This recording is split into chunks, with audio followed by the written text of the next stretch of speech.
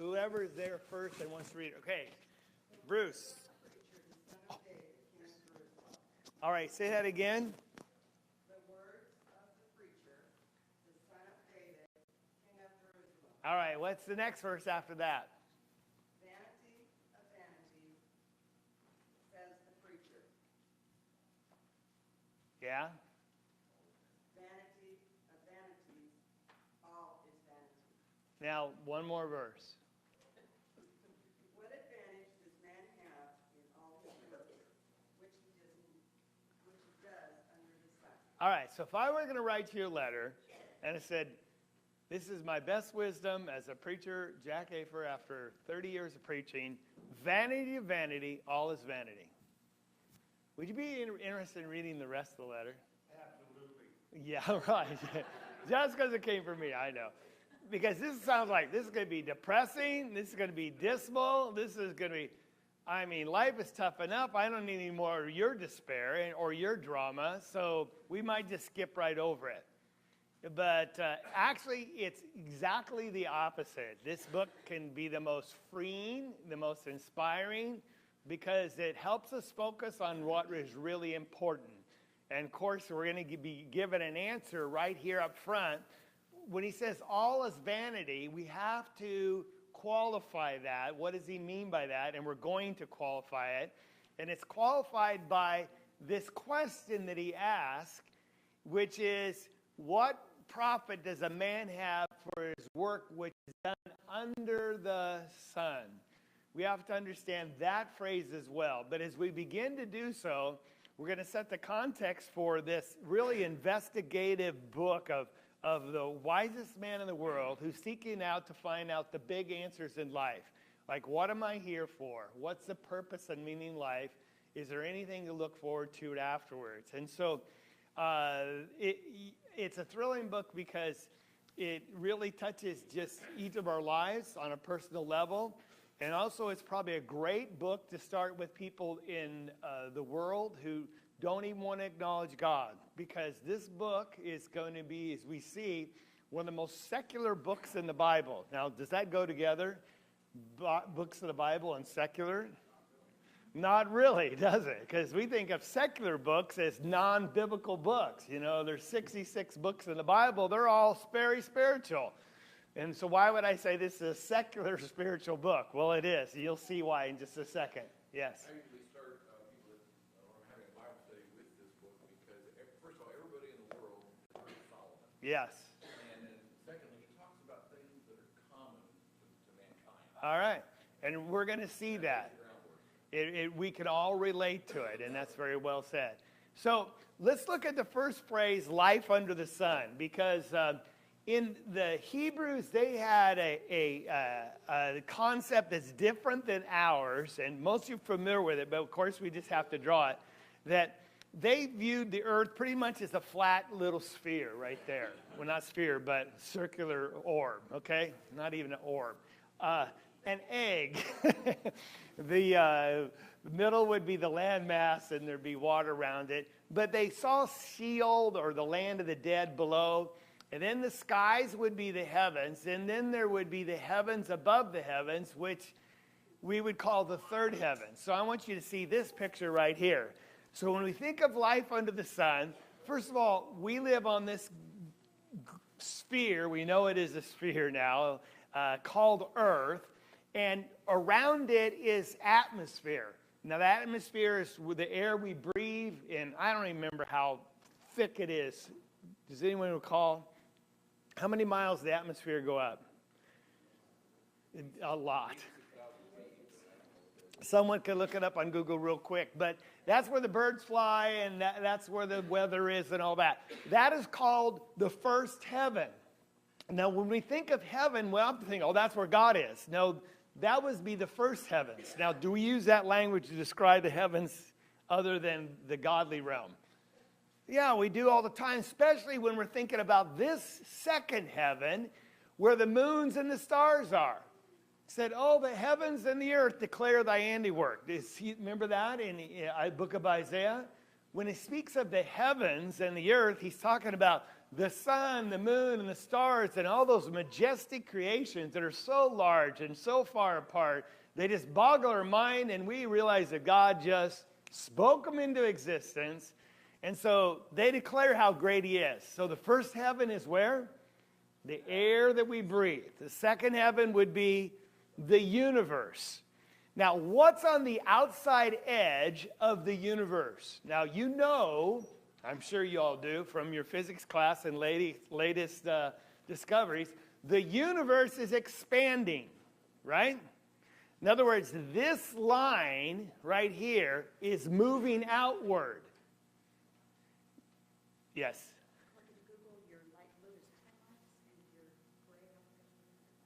All right. No, this gray, the universe, it'd be light years. It says atmosphere is 300 miles, but most of it's within 10 miles. All right. So the atmosphere is 300? Oh, 300 miles, she's saying. And the first is compressed within the first 10 miles. All right, because I think over 10 miles, yeah, you have to have oxygen support. So up to 300 miles, all right? But we're talking about light years from this edge to this edge, right? Some of the stars are hundreds of light years away. Okay, so my question is this. What is this edge expanding into? Now, if you say it's expanding in the universe, you don't understand the question. That edge is the edge of the universe, right? Nobody knows. So, whatever you want to call it, that is called the third heaven. It's like asking if infinity. Well, right. I just want you to see that what the stage that we're looking at. That's the heavenly realm. It's outside of space, time, and dimension. In the beginning, God created what? The heavens and the earth. He created the second heaven and the first heaven, right? But what existed before time, space, and dimension? God. Eva, you had a comment? If you're expanding, can't you be the same thing while you expand? Well, no, I'm not. Expand and they're still the same. Yeah, I know, but you blow up a balloon, it's still a balloon, and the balloon is getting bigger. What is that balloon expanding into? Well, atmosphere. Well, it's not expanding atmosphere, that's down here. It's not expanding into more space, because that is space. So it boggles the mind, all right? Now, the reason I'll say that, where is life under the sun on that chart? Life under the sun is life lived not in the third heaven, not in the second heaven. Life under the sun is life lived in the first heavens. It's those of us that are on this globe that has the sunshine on us. So life on the earth is a phrase to depict your life from birth to death as you live it on this earth. Life under the sun. That's what it depicts. It's symbolic for that period of time, however long or short it may be. So you all understand? Life under the sun speaks of your life as if there is no God. Now, is there a God? Yes. But the way Solomon is writing and looking at the big questions of life, he's asking them as if all we have is life under the sun. Now, in the end, he's going to add God back into the equation. But let's just remove God from the picture, just to ask big questions. Why are we here, and what's the meaning of life? And you know what the answer is? When you remove God from the picture, it's vanity. It's worthless. There's no purpose. You say, well, how could he say that? I disagree. Well, you stay with us in our class, and you're going to go, oh, yeah. And it's going to drive everyone to look above the arch, above the heavens, and to look and ask the question, well, what is life above the sun like? Where can I find meaning there? What would life above the sun be? Well, it'd be in the third heaven, right? It's in the spiritual realm. And that's really going to be our answer. And we're going to see that as we introduce it. So any questions about this? This phrase is used 29 times in the book of Ecclesiastes. Every chapter except, I think, chapter 10. So he just keeps on referring to life under the sun, life under the sun, life under the sun. And he'll say, it's miserable. No, not every time, okay? So when we look at that concept, here you are living on the earth, and you're living life under the sun. Isn't that a way? That's the way we're describing your existence. I know in the Northwest you don't have much life under the sun, but still the sun's out there, right? Okay. 29 times you could find it and count them each one yourself. It speaks of life without God, and that's why it's called the most secular book in the Bible. Because Solomon is questioning life as if there is no God to see if we can find purpose and meaning without him. So it's taking a secular look at the world and the life which we live. Now, is he saying there is no God? No. He's just questioning life as if there is no God, and it's a secular view. Now, why is this important, and why would it be transferable to people out in the world that don't believe in there's a God? They start asking, why are we here? What's the meaning? They ask the same questions, and the context in which they ask the question is, there is no God. They're searching for the same answer with the same perspective. There is no God. So why are we here? What are we supposed to do? What's right and wrong? What's the purpose and meaning of life? And so it's perfectly relative. It corresponds exactly to our secular world in which we live. Now, some would argue about Ecclesiastes, even though it's an inspired book, not necessarily all his conclusions are inspired, because some of them fly in the face of the Christian worldview. Well, I'm going to suggest, I think his conclusions are inspired because he makes his conclusions on the basis that there is no God. He's not saying they're true. He's just saying if you remove God from the picture, this is all you're left with, and you have to accept it. Okay? Then when you plug God back into the picture, that goes away. Do you understand what I'm saying? Okay. So, that's why he says it's the most. And it asks life's most meaningful questions. Charles Swindoll writes this. One of the most convincing literary works, speaking of the book of Ecclesiastes, declaring that apart from God, there is no satisfaction in life. Yes? Well, it seems to me, just based when I look at Ecclesiastes and you consider Solomon, who was the wisest and wealthiest, it would heed my attention to listen to what he has to say. Okay. All right. Well, you're getting ahead of me, so you're right. No, that's fine. Okay, because you're exactly right. Why would you listen to him is what really I'm going to ask the question. You're getting to that. But look at verse 1 again. Here's the big, that's not.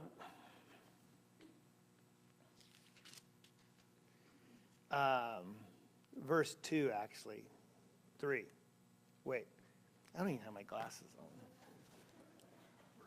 Yeah, verse 3. What profit has a man from all his labor in which he toils under the sun? That's the New King James. The New American Standard says, what advantage? So basically this question is asking, when you're all done on this earth and you've spent 30, 40, 50, 60, 70 years, and you compile all your labor, all your efforts, all your activities, and you pile them all up and you weigh them, and the question you ask is, what profit has it given you? What long-term advantage? What residual effect is it going to have for you that's positive?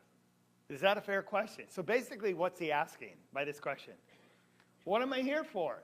How am I going to live a successful life? How could I take advantage of this opportunity? Because it's so brief in this life that I don't look back and say, boy, I wasted my life on things that are not important. Because we've all done that. And that's probably the scariest thing, to waste your life, because it's such a gift.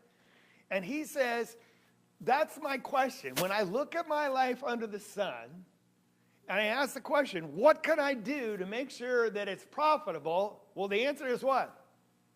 He already gave it. What? It's all vanity. There's nothing that's profitable. Absolutely zero. And that's why I said, well, it's going to be a depressing book. But this is the most freeing thing when you grasp the answer, because it's going to force us to look above the sun for meaning. And that's going to give us the freedom to finally enjoy what we have on this earth. Because we're not looking to it to provide any meaning to our life. It's just a blessing we enjoy. Now, when you see that, boy, you have a biblical worldview that just sets you free and puts some joy in your life. And that's what it does. All right? Because we live in a world that, of academics, they have an increasingly number of professors are committing suicide. You know why that is? Well, they reject God largely, and they ask this question, and they know the answer. They're agreeing with Solomon that the answer is there's no real purpose to life, because they have a worldview, there is no God. And so what do? How many celebrities and rich people end up taking their life? They seemingly have everything. So, well, that's true with people that don't have money. Well, that's true, I know. But all it comes down to, if it's not mental disease or something like that, it's despair, because there's nothing satisfies. And they end up taking their life. I just, on the same line, I'm just seeing in my profession increasing numbers of kids who just see what's the point of education. That's right. What good does it do me? That's right. Whether it's advanced or whatever, it doesn't make a difference, and they're increasingly apathetic about Yeah. life and goals and dreams. Because they're told, consistently. Now, you say, well, let's just give simple answers. To eat, drink, and be merry. Simple answers don't satisfy. Because, oh yeah, you can give some cliche answers. Seek your own path and just find your own self. But when you find yourself, what do you discover? It's all vanity. It's just not satisfying. I don't even like myself. So what do you mean, find myself? Is that not true? You know what I'm saying? And so they don't satisfy. And it's interesting, the sluggard doesn't even ask. The sluggard, I'm talking about the guy that's just kind of walling through life and eat, drink. Do they even bother to ask these kind of questions? They're the person that wakes up when they're 60 or 50, and if they're not in jail, they're broke, overweight, and, physically broken down health-wise, because what? They haven't dealt with these bigger questions in life, and they've just eat, drink, and been merry, and look where it's gotten them. So it's interesting, the people that ask this question is really going to be two categories, perhaps more, but break them down. Those that are seeking wisdom. They're trying to walk in such a way that will benefit them and make the most of the opportunity to give them this thing called life. Because it's the most precious commodity you have. It's more precious than wealth, building stuff, children, just the breath of air that you have made in the image of God. It's the most precious thing we have. So the wise man wants to know, how do I spend it wisely so it profits me in the end? And the other person is similar. It's often the broken. Often some people will say Solomon was probably in his 40s when he started writing this book or questioning life. What happens in your early 40s? Midlife crisis. A lot of people have said that. Midlife crisis. It's where all the world's or life's decisions have largely been made. What am I going to be when I grow up? Well, you've already done that. Who am I going to marry? Well, by 40, if you're not married and having kids, sorry, it's over. I know, I'm just speaking generally. But you have a wife, you have kids, you've got a home, at least in America, you've been working at the job for 20 years, and every Monday, what do? Go to work, get off at Friday, what do you do on Tuesday? Same thing over and over and over again. The sun rises, the sun sets, the rains come, the rains go. And it's just repetitive, it's boring, and it's unsatisfying. And so they get this midlife crisis. It's a real phenomenon, isn't it? All right? So some suggested that's Solomon. He's conquered almost everything in his life right now. And we're going to see that in a second. And he's going, is that it? Isn't there more here? Now, there's that young kid that just won last week that big Powerball lottery, Remember, there was two of them going on, total of them $800 million. He won $450 million. He took a cash to $280 million. And how old? You know how old he was? Did you see his picture? 20 years old. And you look at him, he looks like, well, he looks younger than Dane. And you're not even 20 yet, are you? I mean, isn't he baby face? And he goes, what are you going to do? Well, I'm going to follow my passions. Well, what are they? I bet he doesn't. And I'm going to help make the world a better place. Well, that's a nice thing. $280 million, I don't know what the taxes were going to be. That's Solomon. So what do you mean that's Solomon? He said, well, we're going to ask the question, what qualifies him to ask this question and give us an answer? Is that a fair question on our part? Who are you to tell us, when the end is all said and done, that this is the answer that we should accept? So that's what we want to do here.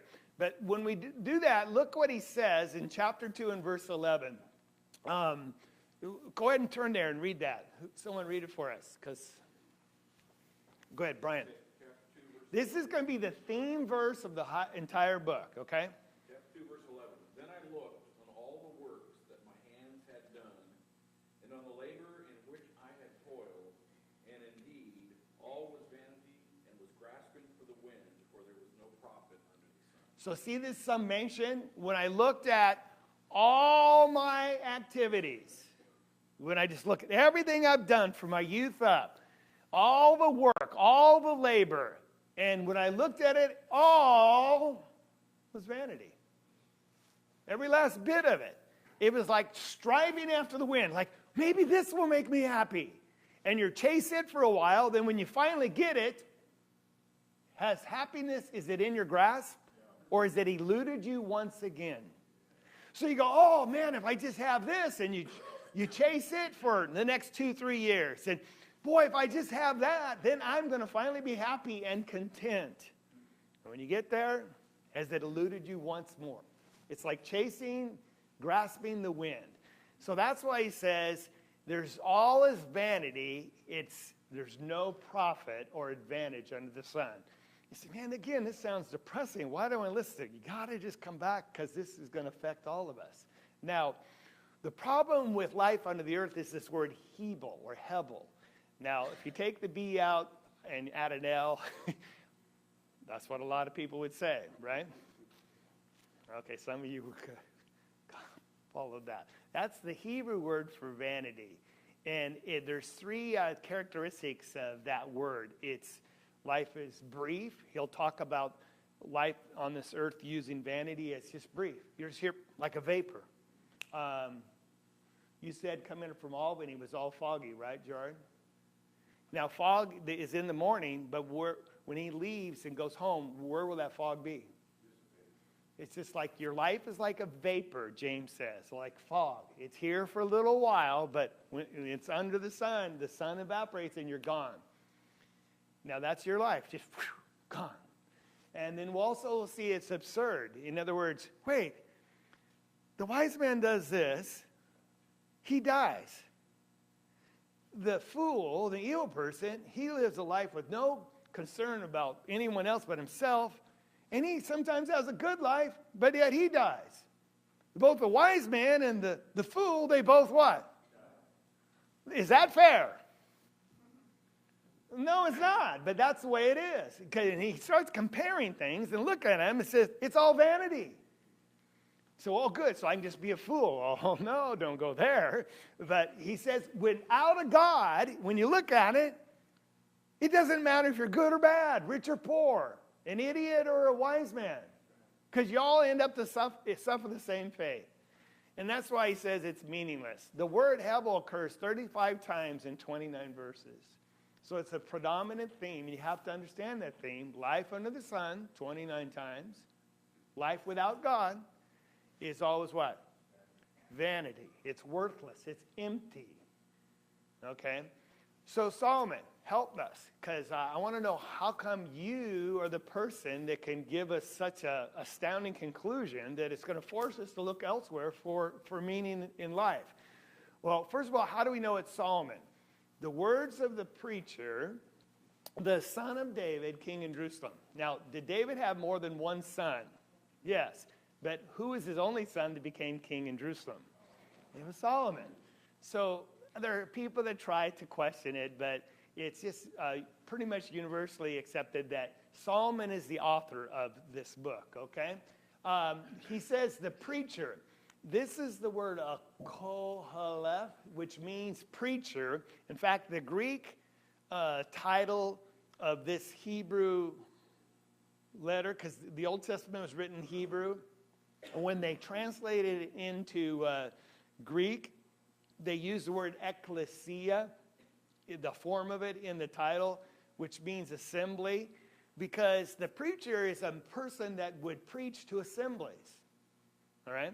And so he was a speaker expounding wise things and wise truths. Some would say it means a philosopher, a lover of wisdom.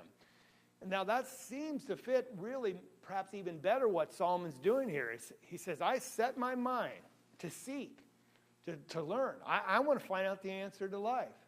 And he's going to use every resource he has available to him.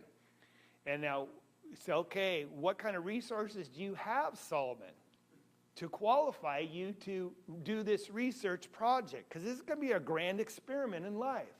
We'll look at that in just a second. Wayne. I understand that another definition is also that of gatherer, Okay.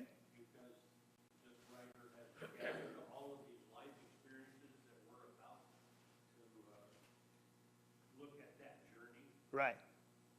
And then he's going to give you a conclusion about what they mean. That's right. So he is going to be able to do what you and I would never be able to do ourselves. And that's what I want to show now. So let's look at a couple verses. First of all, 1 Kings chapter 4. We're going to look at the whole section. 1 Kings 4. Now, Solomon was approached by God, and God asked him, just make a request, and whatever it is, I'll give it to you. Now, it's not like the genie in the 3 wishes, right? But if you had a genie in the bottle, I know you've all thought about what would you ask for first. Now, I know if you're honest, when you were younger at least, all of you asked for money, didn't you? You thought, I'd ask for money first, okay? And then maybe I would ask for good looks, and then more athletic ability than Michael Jordan, Brett Favre, and who else combined, That's what a guy would do, right? Yeah, you're loud because you know it's true, okay? So, that's not what Solomon asked. What did he ask for? Wisdom. He realized, this job's way over my head. How am I going to rule over this mighty nation of people? So he asked for wisdom. So God says, I'm going to give you wisdom. Wisdom more than anyone else has ever had before you and after you. And since you didn't ask for money, I'm going to give you more wealth than anyone's had as well. You're going to get it both because you asked wisely, okay? So when we look at that, we're going to see what qualifies him to make this investigation. So we're at verse 29. And God gave Solomon wisdom and exceedingly great understanding, enlarged his heart like the sand on the seashore. And Solomon's wisdom exceeded the wisdom of all the men of the east and all the wisdom of Egypt. For he was wiser than all men, than Ethan the Ezrahite and Heman and Chalcol. Now, we don't know who these people are, but when it was written, did they know who he was? People like say, this is wiser than Socrates or Plato. Or Well, most of the people he just named are the writers of songs. Okay, yeah, there you go. And the sons of Methil, the fame was in all the surrounding nations. So not just in Israel, the other nations knew about him. He spoke 3,000 proverbs, and his songs were 1,005. He spoke of trees, from the cedar tree of Lebanon, even the hyssop, the springs of the wall. He spoke also of the animals, of birds, of creeping things, of fish. Men of nations, from the kings of the earth, who had heard of his wisdom, came to hear the wisdom of Solomon. Now, what I want to point this out to you is, someone suggested, since his prayer was in the context of how am I going to rule, I need wisdom, he was given political wisdom, managing a nation and running, a country. But here it says what? He was a botanist, wasn't he? I mean, he explored nature and physics, and we're going to see in chapter 2 and following that he He looks at everything, engineering. He looks at pleasure and women and alcohol and everything. This guy loses it in many ways. It's really a midlife crisis. But he has the wisdom to test it and weigh in the end like, that's stupid. And so you're going to be able to learn from his experiences what not to do and what to do without doing it. And that's going to be so invaluable because they said a wise man learns from his own mistakes, right? Like, boy, that hurt. I just walked out of that door up there and I turned the light off and I had the door in my hand like this and I pulled it shut. I didn't pull the handle. You're laughing because you know what happened. It's a heavy door, and when you pull the handle and it hits the door frame, what's in between the door and the door frame? My fingers. And I didn't say ouch because I was tough and I knew you were in here. Now, you learn from your mistakes. If I do that again, what do you know? I'm a fool. Right? Now, even a wiser person learns from the mistakes of somebody else. We were having this conversation while our youngest kid was never spanked much, and then the answer was, same reason I wasn't spanked a lot. It's not because I was a perfect kid. Okay, that's one reason. It's because I learned from my four siblings, don't do that. When you have lots of olders and brothers and sisters, you learn, don't do that. And so you learn from their mistakes, and that's how you get wisdom, right? So we have that ability to learn from Solomon as we read this book, all right? Yes? The other key advantage is he had the financial resources. All right, you guys, you're exactly right. So let's look at that. 1 Kings chapter 10. Brian's exactly right. He said he had the wealth to do it. Because it's one thing to say, well, I want to try this. You know, if I could fly around the world and do anything I wanted financially, then I think I'd be happy. Have you ever said that? Our son, one of his goals when he was in college and in between college and work and marriage, he was going to travel to every major league ballpark in the United States and watch a game in each one. Then I'll be happy, all right? And I know we've told ourselves, if I could just have enough money to do this, then I could experiment and try and do what my heart's desires, then I would be happy. And I'm trying to show you here, Solomon had the money to do anything he wanted. Anything. All right, so chapter 10, and we'll read verse 23 and 24. Then we'll look at one more. So King Solomon surpassed all the kings of the earth in riches and in wisdom. People would bring him gold and silver. He was rich in trees and livestock and land holdings. Verse 24, all the earth sought the presence of Solomon to hear his wisdom, which God has put in his heart. Each man brought his present, articles of silver and gold, garments, armor, spices, horses, mules, a set rate year by year. Solomon gathered chariots and horsemen. He had 1,400 chariots. That's a lot of chariots, personal chariots. I don't know if they're for his army. 12,000 horsemen, whom he stationed in chariot cities. He built cities to hold the chariots. The king made silver as common in Jerusalem as stones. Did you read that? Now, I've been to Israel. There are stones and rocks everywhere. And here, I know it's a figure of speech, but silver was as common as stones. In other words, it didn't have much value because there was so much of it. And he made cedar trees as abundant as the sycamores, as the lowland. He had horses from Egypt. The king's merchant brought them in Keva at the current price. The chariots were imported from Egypt. They cost 600 shekels of silver. And it goes on and on and on. Did Solomon have wealth? It says in 2 Chronicles 9, every year he received 25 tons of gold. I didn't do the math, but you can. Is that a lot of money? Now let's put this together. You're king. Do you have authority? You're the wisest man in the world at that day. Everyone's coming to you for wisdom. And you, if not the richest, you're one of the richest individuals in the world. Now, the founder of Amazon, what's his name? Bezos. How much is he worth now? $105 billion. That's a lot of cash, isn't it? Can he do anything he wants? So I want to start a space exploration program. Could he do that? Oh, yeah, some are doing it. All right? Anything you want, that's Solomon. You're 20 years old, you just got a $450 million lottery. Can he do anything he wants, that kid, right now?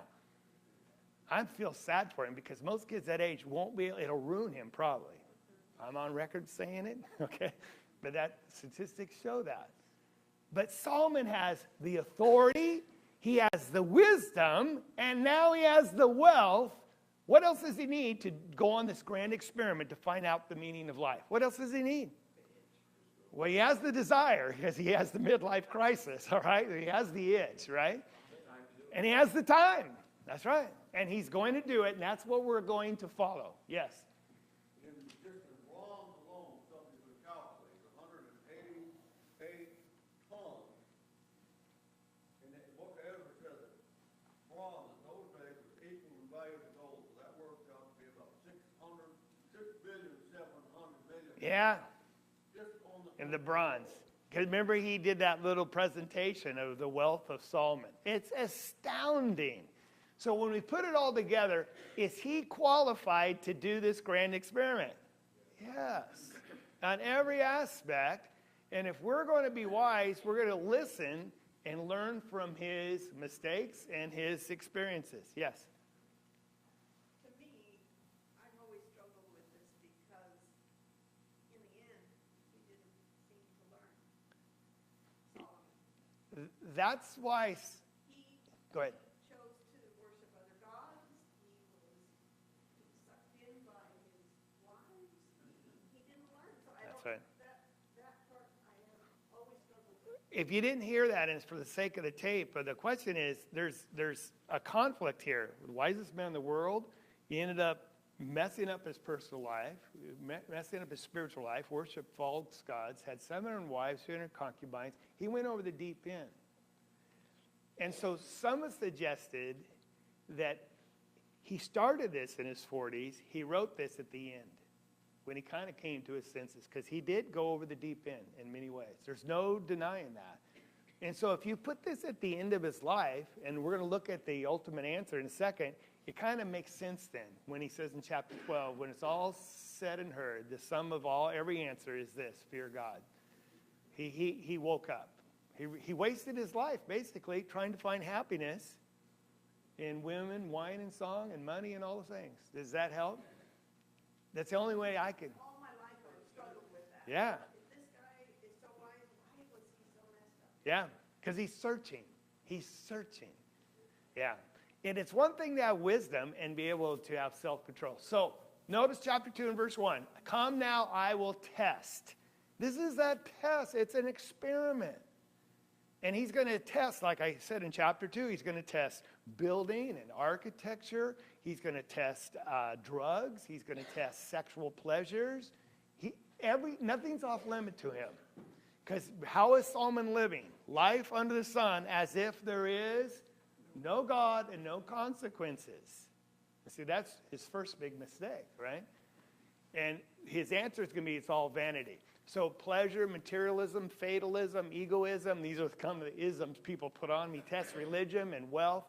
And when it's all said and done, we're going to see his answer. But he said it's a grievous task. I set my mind, and I've seen all the works. So in other words, I've seen it all. No one needs to repeat my experiment. It was hard, but I did it. And it's all vanity.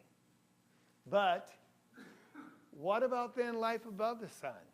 Because when you look at life under the sun, and the only answer everywhere you look is vanity, what must that force you to do? Look up.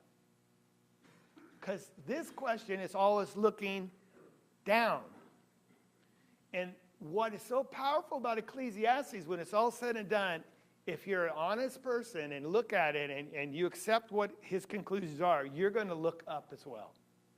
There's got to be more, because this earth is not going to satisfy.